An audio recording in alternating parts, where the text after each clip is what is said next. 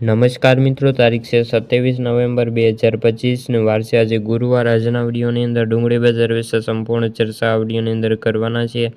તે પહેલાં ચેનલ ઉપર જે મિત્રો નવા આવ્યા હોય તો ચેનલને ખાસ સબસ્ક્રાઈબ કરી દેજો અને વિડીયો પસંદ આવે તો વિડીયોને લાઇક કરી દેજો। તો મિત્રો, નવી ડુંગળી બજારમાં મણે 10 થી લઈને 20 રૂપિયાનો ઘટાડો જોવા મળ્યો છે। મહુવા બાજુમાં સફેદ ડુંગળીની આવકો હવે ધીમી ગતિએ વધારો જોવા મળ્યો છે।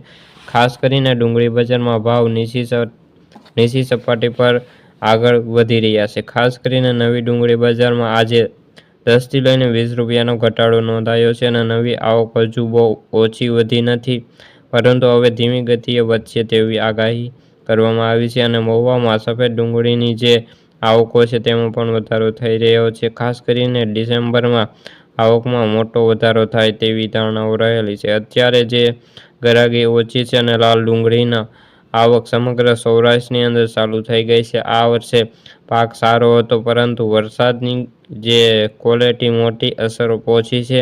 વરસાદના કારણે ઘણું બધું ડુંગળીના પાકમાં નુકસાન થયું છે।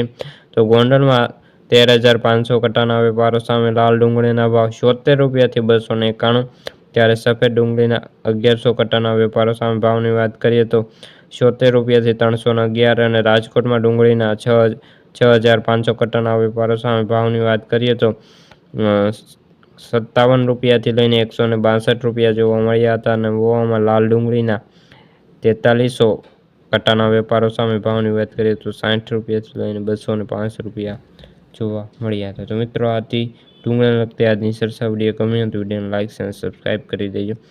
ફરી મળીશું બીજા વિડીયો સાથે, ત્યાં સુધી બધા મિત્રોને જય જવાન જય કિસાન।